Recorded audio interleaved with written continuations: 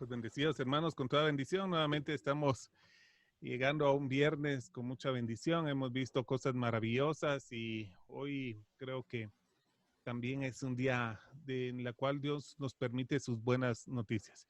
Gracias a Dios hemos tenido la compañía de nuestro hermano Pastor Romeo Guevara y yo creo que es un tiempo importante para que la iglesia empiece a replantear y empiece a entender el llamado al cual Dios nos dio, que es ser un cuerpo participativo y un cuerpo creativo en el cual todos tenemos parte. Así que hoy bendecimos y recibimos a nuestro hermano Romeo Guevara. Hermano, bendecido con toda bendición. ¿Cómo estás?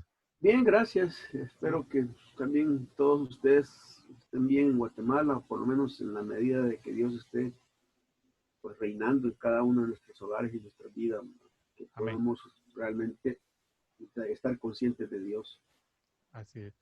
Nos sentimos bien, ¿verdad, hermano? Sí, lo Nos sentimos. sentimos bien y creo que estamos bien también, ¿verdad? Así que vamos a empezar.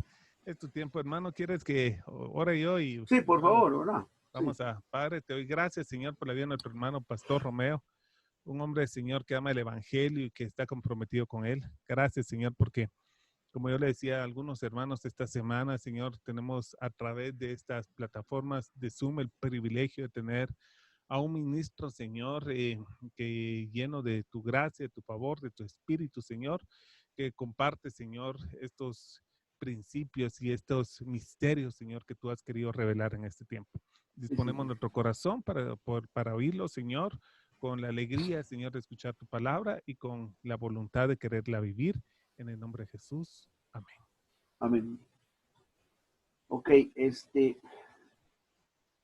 lo que quisiera mencionar ahora es el hecho de que creo que la vez pasada mencioné esa palabra que se está usando ahora, que la tendencia ahora en el lenguaje es unir dos cosas y hacer una sola de esas. Por ejemplo, se ha juntado que ya no debemos hablar de aprendizaje en la escritura, mejor dicho, en la educación, pero también incluso en la escritura, sino que se debe hablar de sorpresa y aprendizaje. Y entonces ahora el nuevo docente está llamado a un sorprendizaje.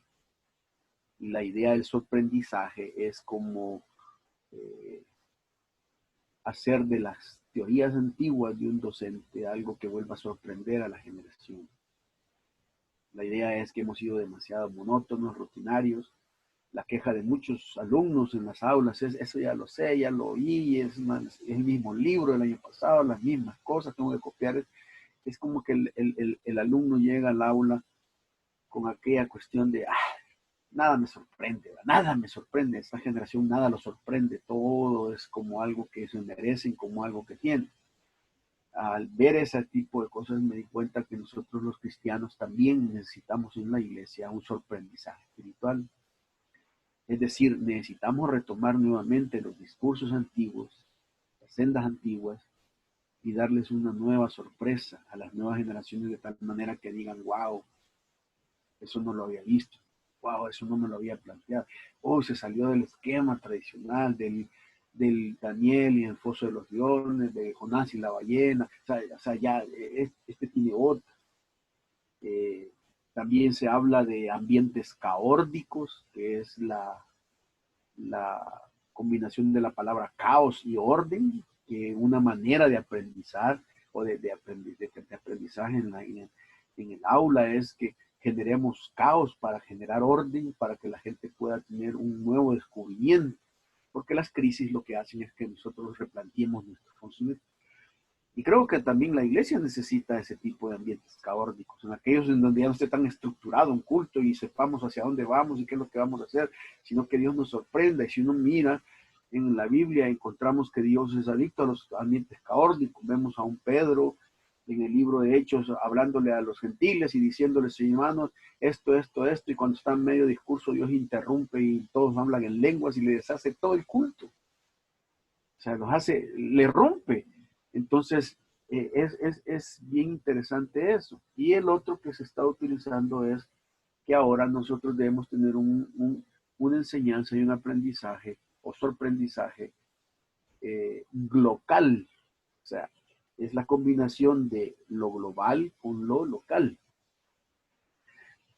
Y eso nos está haciendo a nosotros, por ejemplo, este ejercicio que estamos haciendo nosotros, es el hecho de que yo estoy en mi localidad, pero estoy alcanzándote a ti en la manera global. Y tú estás en tu localidad y estás recibiendo de la manera global el conocimiento. Y esto es bien importante porque ¿cómo se llama? La localidad va a hacer que rompas la desunión que muchas veces hemos tenido y las distinciones y las separaciones denominacionales y cosas por el estilo. Porque lo que va a hacer es que de alguna manera tendremos que recibir lo que Dios está haciendo desde otros contextos y de otros lados.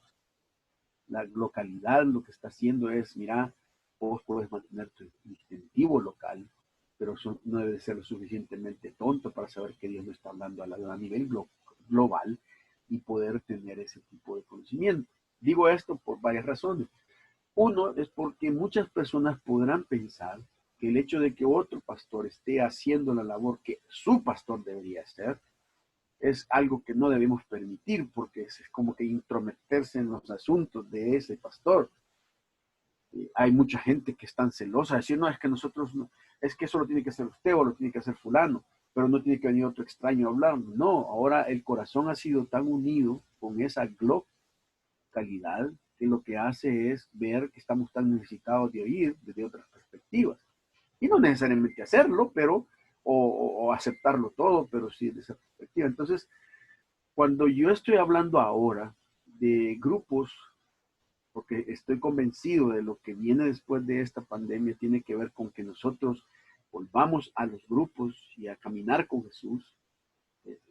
Es un replanteamiento, es algo que realmente nosotros tenemos que hacer, es vivir juntos un proceso de conversión individual y grupal a Jesús, otra vez, ahondando de manera sencilla, de manera muy sencilla en lo esencial del Evangelio.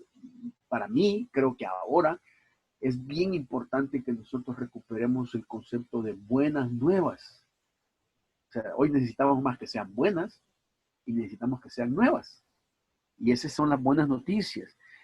Lo primero y decisivo que debemos hacer es un recorrido que nos lleve a conocer mejor a Jesús y a sintonizarnos vitalmente con Él, a estar juntos ahí. Debemos arraigar nuestra vida con más verdad en su persona, en su mensaje, en su proyecto y hacer un mundo más lleno de valores del reino de Dios y como Jesús lo llamaba, el reino de Dios. Entonces, creo que es importante eso. Entonces, voy a compartirles, quiero ver si tengo aquí, sí, aquí estoy.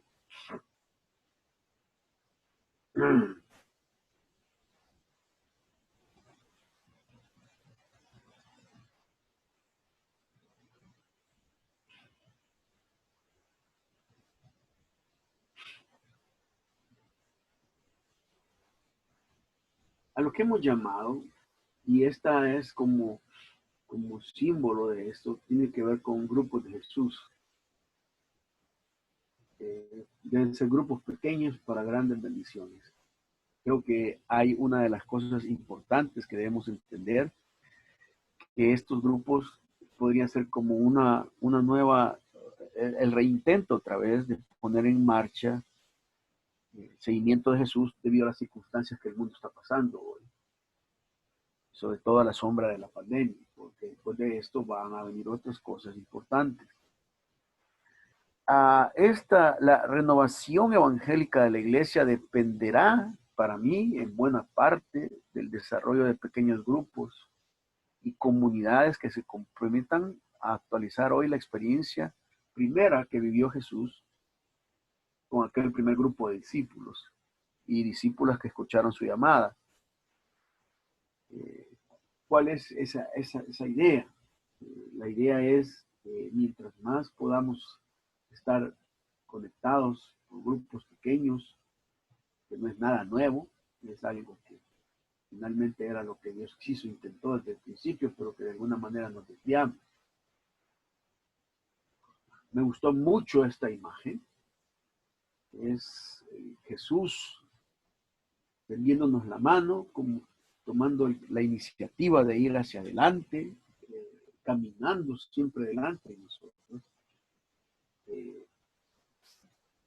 Dios siempre va caminando con nosotros, pero Él siempre va adelante. Es bien interesante que en la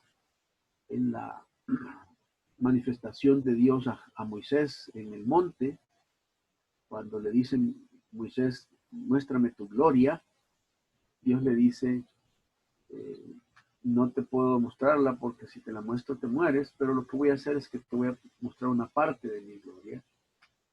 Y lo puso en las peñas y dice que Dios iba pasando y que lo único que permitió verle, usando la figura del antropomorfismo, es la espalda de Dios. Y eso siempre nos va a recordar que nosotros siempre vamos atrás de Dios. Siempre tienen que recordarnos que nosotros no podemos ir adelante de Él jamás. Y me temo que muchas veces hemos querido adelantarnos a Dios con otras cosas que Dios nunca quiso que las hiciera. Esa figura debe quedar bien clara en nuestro rostro de que Dios está tendiéndonos ahora la mano para que volvamos a caminar en la senda de Él y que podamos tener con su mirada seria, pero su mirada amable, el camino que está ahí. Y me gusta mucho porque el cuadro puede ser, ha sido pintado con las auroras boreales y con los celajes que puedan determinar que pueda estar atardeciendo, pero pueda estar amaneciendo, una nueva perspectiva de caminar con Jesús en medio de nuestras sociedades hoy. Así es que caminar con Jesús tiene que ver con que debemos vivir juntos un proceso de conversión grupal, ahondando de manera sencilla en lo esencial del Evangelio. Y esto es lo primero y decisivo que debemos hacer. Vivir ahí, sintonizados con Él vitalmente, arraigar nuestra vida con más verdad en su persona, su mensaje y su proyecto de hacer un mundo más humano, lo que Jesús llamaba el reino de Dios. ¿Cuáles para mí algunas cosas que como ADN debemos tener? El ADN de los grupos. ¿Qué es lo que realmente debemos buscar como nuestro código genético hoy en este tiempo? En primer lugar, debemos volver juntos a Jesús. No podemos dejarnos ya de andar para arriba y para abajo haciendo otras cosas. Y a veces la gente piensa que volverse a Jesús es como que hay que replantear un montón de cosas. Pero el Evangelio muestra cosas tan sencillas. Por ejemplo, cuando los discípulos están en Juan 21 en la barca y Jesús se aparece en la orilla, les dice a los discípulos, ¿verdad que no han pescado nada? Y los discípulos dicen, no hemos pescado nada. Y dice el texto que toda la noche pasaron y no pescaron nada. Y Jesús le dice, bueno, tienen la red al lado derecho, ¿verdad? Y cuando la tiraron al lado derecho, se llenó la red de 150 y pico peces que ya no la podían aguantar. Y una cosa que aprendí ahí es que el lado de Dios es siempre el inverso a mi lado. Siempre nuestro lado izquierdo es diferente al lado derecho de Dios. Y que con una simple actitud de un cambio hacia el otro lado de Dios, las cosas cambian inmediatamente. Lo que me viene a demostrar que no son las grandes cosas las que tenemos que hacer, sino que son esos pequeños cambios en la vida, de actitudes, de cambiarnos del lado nuestro al lado de Dios. Y yo creo que eso sí lo puede hacer el Espíritu de Dios y lo está haciendo ahora.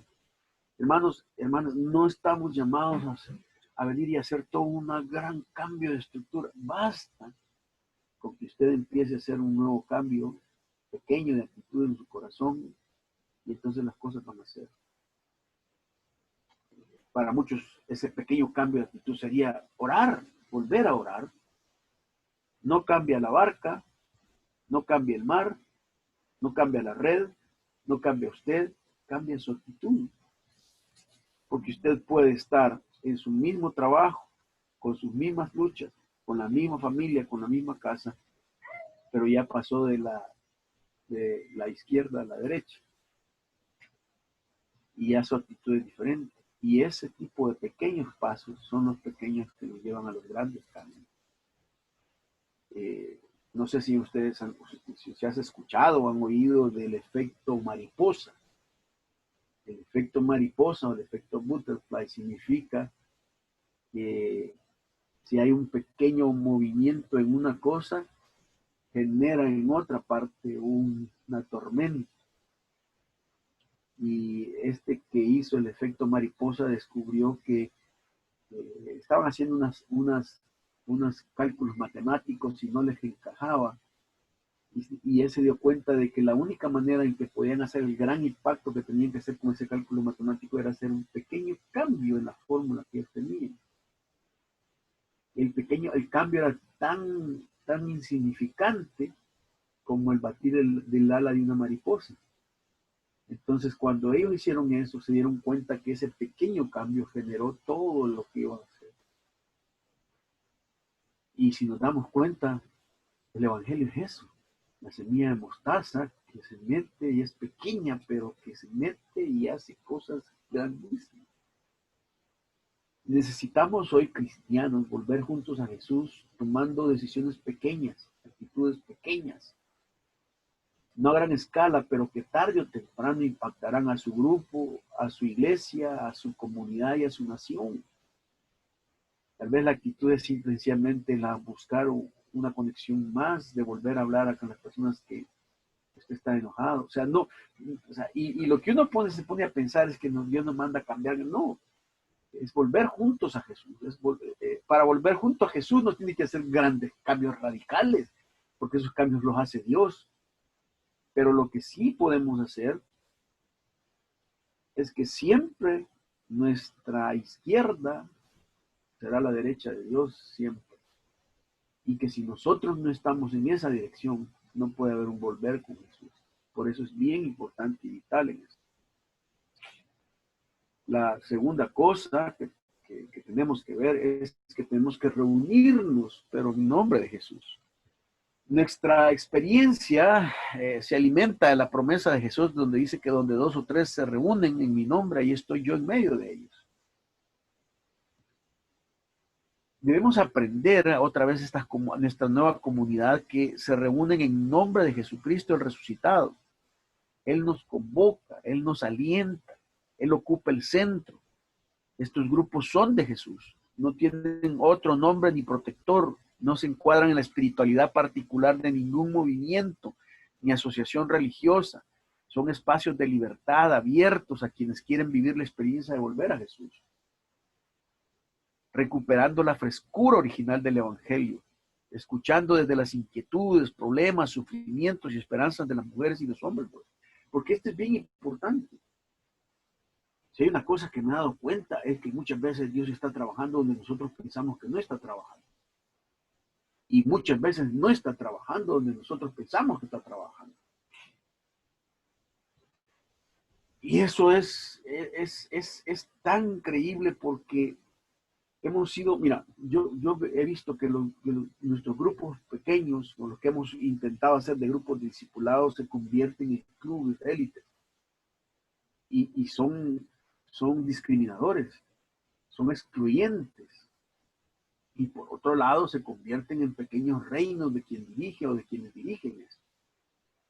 Por eso es que uno en la Biblia no encuentra que ellos hacían grupos de discipulado. Es que esta es una cuestión que es bien importante entender. El concepto de discípulo es un concepto que viene desde el contexto judío. ¿Entiendes? Los griegos tenían otro tipo de pensamiento con respecto a la enseñanza. Pero el concepto judío hablaba de discípulos.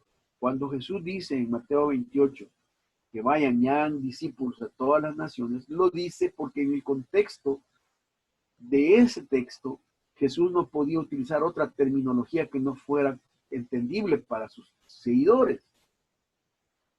Es decir, Jesús no podía usar otro término, porque si usara otro término, la gente iba a entender y decir, ¿qué me estás diciendo? Pero cuando habló de discípulos, habló de eso.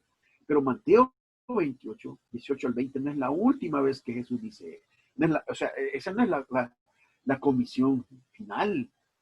Cuando ya vas al libro de los Hechos, te das cuenta que cuando Jesús se va, las últimas palabras de Jesús aparecen ahí en el libro de los Hechos.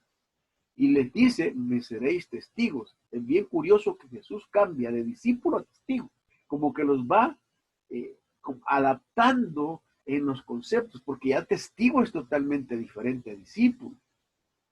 Pero cuando llegas al libro de los Hechos y empezás a ver que la palabra discípulo desaparece, y en las epístolas pastorales no encontrás el concepto de discípulos, el término discípulo, sino que lo que encontrás es cristianos, gente que son seguidores, porque a partir de Hechos 11 el cambio del nombre es, y a los discípulos se les llamó por primera vez cristianos, significa que lo que se tenía que hacer era dar ese giro, y se le llamó cristianos porque todo el rasgo judaico iba desapareciendo, y al final la cosmovisión gentil se comió el concepto judío.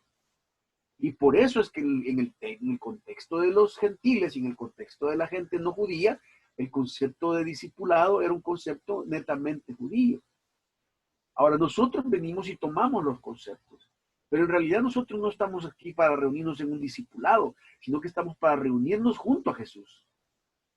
Porque somos seguidores de Cristo, somos los cristitos. Y eso tiene una gran lógica en el Nuevo Testamento, porque cuando vos ves aquí a nivel estratégico que hacemos discipulados, la mayoría de discipulados se convierten en discípulos de quien formó el grupo. Yo soy discípulo de fulano. Pero si vos decís que sos un grupo de Jesús, ¿a quién tenés que imitar a Jesús? Porque Él es Él es tu modelo. Y difícilmente quien imita a Jesús en un grupo y el otro que imita a Jesús en otro grupo pueden ser excluyentes, porque todos están siguiendo al mismo Jesús. Entonces nosotros debemos entender que la reunión no es exclusiva solamente para un discipulado, sino que tiene que ver que estemos abiertos a todos, incluso a los no creyentes.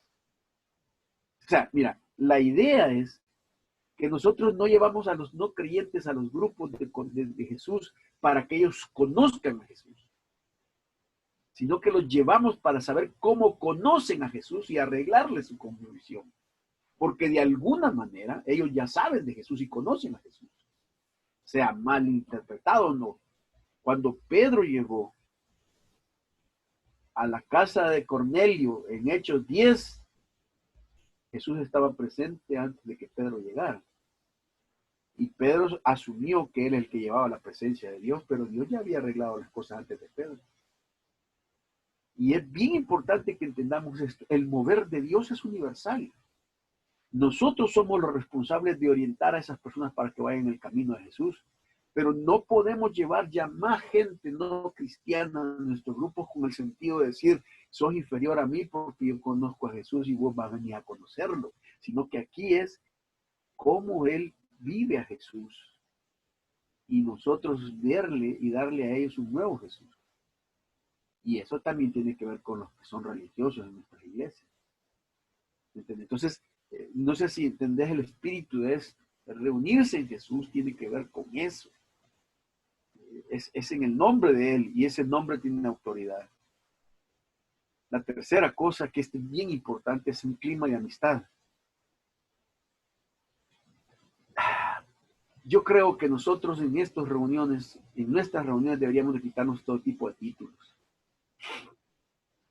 Llamarnos por nuestros nombres y aceptar a las personas. Porque si yo veo a aquella persona que Dios ha estado trabajando en él, pero Él lo ha percibido de una manera, yo lo puedo aceptar como mi amigo.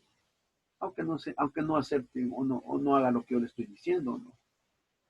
Porque sobre esa amistad, yo he tenido experiencias de gente con la que he sido muy amigo, pero cuando le he compartido el evangelio dicen que no, pero yo los estimo y los aprecio.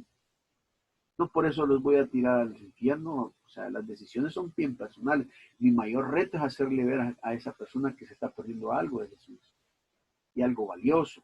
Entonces, esa amistad es bien vital. No debemos tener esa formalidad donde nadie puede hablar, nadie puede expresar, nadie puede ser. Mira, si hay cosas que me he dado cuenta, por ejemplo, nosotros tenemos derecho a ser disparatados.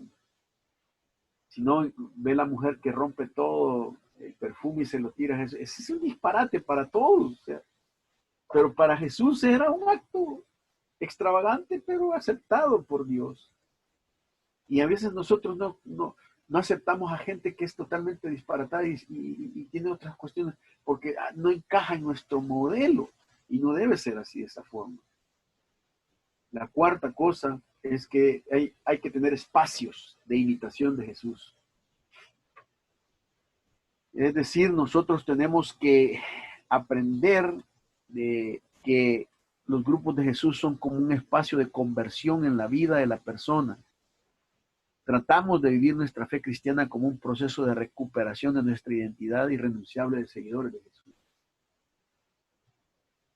Es decir, esta es la dinámica que inspira, unifica y configura la actuación y el compromiso de estos grupos. Vivir lo que Jesús vivió, creer lo que Él creyó, dar importancia a lo que Él se le daba importancia, mirar a la gente como la miraba a Él, tratar a todos como los trataba a Él, invocar al Padre como lo hacía a Él, contagiar de esperanza como Él contagiaba. Ahora mira, ahí qué gran reto, porque al final, man, no solamente hay un gran reto, sino que hay un gran potencial de enseñanza que tenemos, porque si nosotros nos metemos a estudiar los evangelios con esa mentalidad, no necesitaríamos andar buscando materiales y esto y lo otro para el discipulado, nada.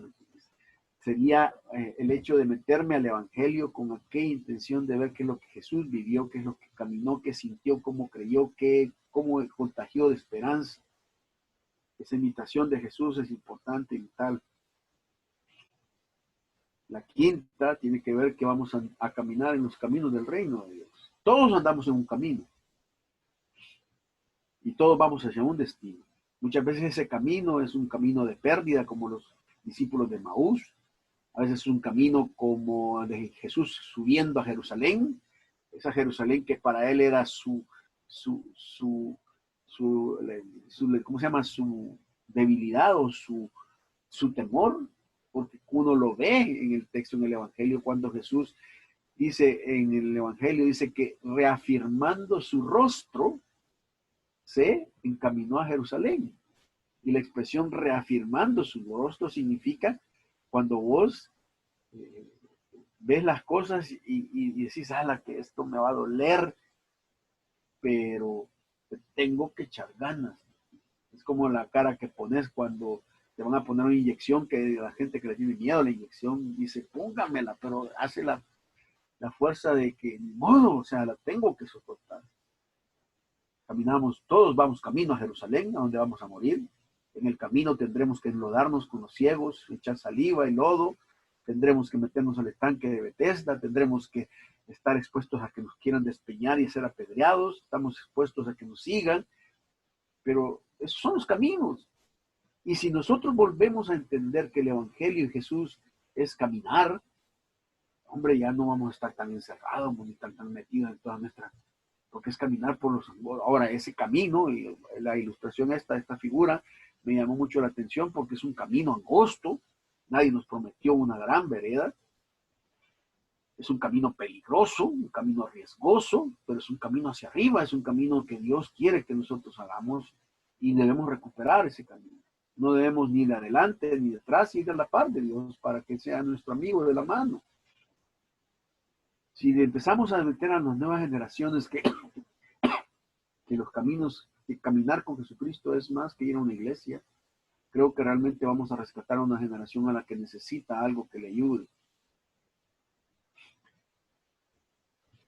Me gustó mucho esta foto porque habla de dos realidades. Uno, de la realidad que vivimos hoy, una iglesia vacía con sus estructuras, sus argumentos, sus formaciones, una puerta cerrada, pero detrás de esa puerta un sol que está saliendo y que está trayendo nueva luz a una iglesia, a un nuevo futuro.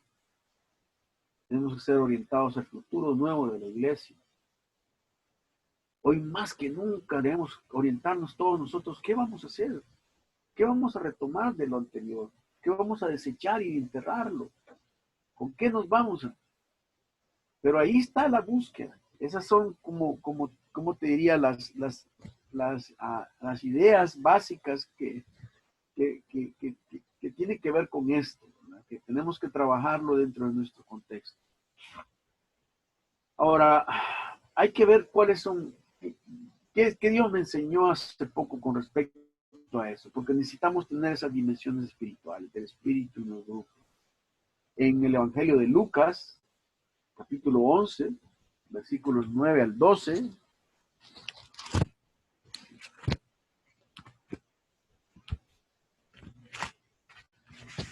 dice Lucas 11, versículo 9.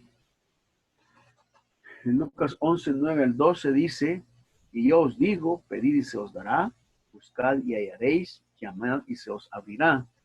Porque todo aquel que pide, recibe, y el que busca, halla, y al que llama, se le abrirá.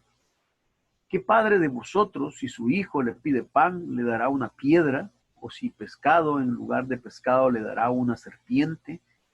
¿O si le pide un huevo, le dará un escorpión? Pues si vosotros, siendo malos, sabéis dar buenas dádivas a vuestros hijos, cuánto más vuestro Padre Celestial dará el Espíritu Santo a los que se lo pidan. Lo primero que vi en este pasaje tiene que ver con una gran verdad que a todos nosotros no nos gusta y Dios nos la deja así, nos la resbala, así suavecito, pero es ofensiva. Jesús dice el versículo 13, pues vosotros siendo malos. Ahora, escuchar esa expresión de parte de Jesús, o sea, es como quien dice, miren, ustedes no tienen nada bueno, o sea, no anden buscando que él dice, ustedes siendo malos, le dan buenas dádivas a sus hijos, ¿qué más les va a dar el Padre? Y me puse a pensar, de plano, yo soy malo. O sea, ya viéndome bien en el espejo y analizando muchas veces mis motivaciones, mis conductas internas, ocultas, y dicen, no, hombre, si soy malo. Pero eso que sea malo no significa que Dios está detenido para que haga algo bueno. Ahora, en el contexto del pasaje es bien interesante porque este pasaje lo hemos usado para muchas cosas. Pedid y se os dará, buscad y hallaréis, llamad y se os dará y se os abrirá. Porque todo aquel que pide, recibe, y el que busca, halla, y el que llama, se le abrirá. Lo hemos usado dentro del contexto de la oración, porque está dentro del contexto de la parábola donde el hombre llega a insistirle al amigo para tocarle, y que el hombre se abre y le da lo que necesita. Está antes de eso el Padre Nuestro. Pero cuando leía ese pasaje siempre me quedaba una inquietud.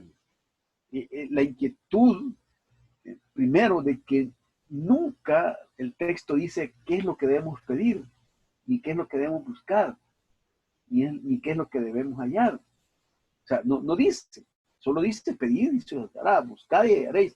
Y todos nosotros al leer eso, pedir y se os dará, decís, bueno, pido conocimiento, Dios me va a dar conocimiento. Pido un carro, Dios me va a dar un carro. Busco tal cosa y Dios me lo va a dar.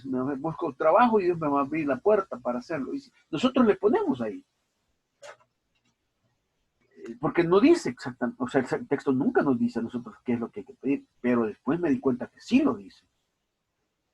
Y era ese versículo que a mí, como que si Jesús hubiera estado hablando de los días de la semana, lunes, martes, miércoles, viernes, sábado, y terminara diciendo las 8. O sea, viene hablando de semanas y de repente me habla de la hora. O sea, no lo veo como encaja. Y para mí el versículo 13 es precisamente eso. Porque el versículo 13 dice, pues si vosotros siendo malos sabéis dar buenas dádivas a vuestros hijos, cuánto más vuestro Padre Celestial dará el Espíritu Santo a los que lo piden. Y mi pensamiento es, ¿qué tiene que ver el Espíritu Santo con pedir y se os dará? La parábola del hombre que se hacía de rogar y que al final le abrió por insistencia, y el Padre Nuestro, o sea, no, como que esa conclusión al final me llegó a hacer pensar que si lo que Jesús está hablando de pedir y buscar, y la primera cosa a la que él dice que debemos pedir es el Espíritu Santo, tiene que estar hablando de pedir el Espíritu y buscar y amar. O sea, tiene que ver con una búsqueda espiritual, con una cercanía a Dios. Porque es lógico que cuando termina, cuánto más se los dará Dios al Espíritu, el que les pide el Espíritu Santo. O sea, dice, o sea, si la primera área de este texto tiene que ver con el área de buscar el Espíritu, o sea, cambia totalmente la perspectiva, porque ya me deja de un materialismo y de una prosperidad a la que yo estoy buscando a una búsqueda espiritual. Y me llamó la atención porque sí encaja dentro de ese contexto. Ahora, allí Jesús pide varias cosas. Él dice, pedid y se os dará. La idea es, si le piden al Espíritu, va a estar ahí, lo va a cubrir, va a estar con cobertura en su vida. Ahora, esto es bien importante, porque la palabra pedir es la palabra que se utiliza para un mendigo. O sea, no es un acercamiento de que te exijo que estés conmigo, sino es un acercamiento de alguien que tiene necesidad de esa persona, que le está pidiendo y le está rogando. Eso cambió mucho, porque al final lo que debemos entender es que caminar con Jesús es pedir una cobertura del Espíritu de Dios en ese camino. Y lo curioso del caso es que Dios dice, si ustedes lo piden, el Espíritu los va a cubrir, va a estar ahí, los va a sostener, los va a ministrar, va a estar con ustedes. Quiere decir que la cobertura tiene que ver más con la persona del Espíritu Santo y no con la cobertura de una persona humana. O sea, porque un hombre, por más que quiera cubrir a alguien, no lo va a cubrir como lo cubre Dios. O sí, no lo puede ser. Entonces dice, mira, si vos te sentís necesitado de Dios y del Espíritu de Dios, pedile. Y Él va a venir, te va a cubrir, va a hacer. Y la palabra cubrir tiene que ver con lo mismo que hizo con María, que la cubrió. O sea, la idea es darle la energía vital de vida al Espíritu de Dios. La segunda cosa es buscad y hallaréis. Eso tiene que ver con una aventura, porque la palabra buscar es un proceso de querer encontrar algo que está escondido. Buscamos un tesoro, buscamos la felicidad. Es la idea de quiero ver lo sorprendente de esto, quiero ver. Entonces lo que el texto está diciendo es que tu caminar con Jesús no solamente es de una cobertura del Espíritu Santo, sino de una aventura con Él. De buscar lo sorprendente, de meterte, porque encontrar la aventura no tiene que ser algo que está superficial, sino que es algo profundo, las raíces en las que te metes, el fruto que das. Y a mí eso me hizo pensar porque Dios dice, mira, si vos buscas de Dios y te metes a investigar y te metes a profundizar, tenés por 100% que lo vas a encontrar. Y Dios va a hacer las manifestaciones de eso. Y la tercera, llamad y se os abrirá. Llamar es bien interesante porque se llama a lo que está lejos. Se llama a lo que no está cerca. Y la idea de que Dios puso en mi corazón es, vos podés vivir con la cobertura del Espíritu Santo y con la aventura del Espíritu Santo. De hecho, la iglesia ha vivido con eso. Hemos hablado de esas dos cosas, pero no hemos hablado de la apertura al Espíritu Santo, porque todo aquel que llama, siempre se le abren nuevas cosas. Y si se te abrió, tienes que cambiar de lugar. O sea, vos tocas una puerta y llamás para que te abran y te abren o te quedas afuera, te metes ahí o no. O sea, la idea es que si te llamó y si te abrió es para que cambies, para que hagas una búsqueda nueva. Estamos llegando a un momento en que el Espíritu de Dios nos está pidiendo que llamemos para que salgamos de nuestro estado cómodo y busquemos una nueva puerta, una nueva apertura, una nueva cosa. Pero muchos no lo hacen, porque lo único que les gusta es la cobertura y la aventura de Dios en sus vidas. Pero cuando ya Dios, vos le decís a Dios, Señor, yo quiero dedicarme más a vos, y Dios te dice, ok, te voy a abrir la puerta, pues entonces renuncia a tu trabajo y anda. Y dice, no, pero es que yo no podía, no estaba diciendo que era eso. yo estoy llamado así, pero si llamas y te abro la puerta, necesariamente tienes que obedecer a meterte en esa puerta. Y hay mucha gente que llama a Dios y le pide, y Dios le dice, está bien, pero tienes que cambiarlo, tienes que dejar la comodidad y la seguridad para abrirte a nuevos horizontes, a nuevas aperturas. ¿Me entiendes? O sea, es complicado porque hay un precio que tienes que pagar por ese llamado. ¿Me entiendes? Cuando yo estaba en Guatemala, después de que estuve todo el tiempo en la iglesia bíblica, que trabajé por 5 años, yo salí con la iglesia en paz con ellos, porque siempre he tenido el deseo de salir en paz con todos los hermanos, pero yo ya no encajaba en el sistema. Y para mí era muy, muy complicado estar con un odre viejo, con un vino nuevo. Entonces yo le dije a Dios, Señor, yo no puedo seguir en eso. Entonces Dios me dijo, pues no puedes seguir, porque renunciar. Y le dije a Dios, Señor, pero no tengo nada que hacer, no tengo cómo regresar a mi país, ni tengo que sostenerme. Y digo, bueno, pero está llamando, estoy abriendo. Ahí es vos, ¿me entiendes? Entonces, ¿qué hice? Renuncié. Pero la renuncia fue venirme sin trabajo, pasar 2 años sin trabajo, con muchas dificultades, con muchas penurias. Y en ese sentido vos decís, padre, pero ¿qué pasó? O sea, sí, pero es que si llamas y se te abre, no va a ser tan fácil que lo digas, no, sí, tranquilo, no. O sea, ese es el punto, la apertura hacia ese Espíritu de Dios. ¿Qué tanto estaremos abiertos nosotros hoy a ese llamado del Espíritu de Dios? Es algo que a mí me preocupa grandemente, porque veo que hay muchas iglesias y muchos pastores que no van a querer cambiar esa apertura, porque el llamado del Espíritu de Dios es hacer una cosa diferente, que vamos a sacrificar, claro. Muchos sacrificarán salarios, muchos sacrificarán estatus, muchos sacrificarán influencia de poder, que ya no van a ser vistos en los medios, que van a tener serias crisis, pero es un nuevo llamado hacia una nueva apertura que eso está abriendo, y yo estoy seguro que Dios está abriendo cosas mejores, porque sí hacia Dios.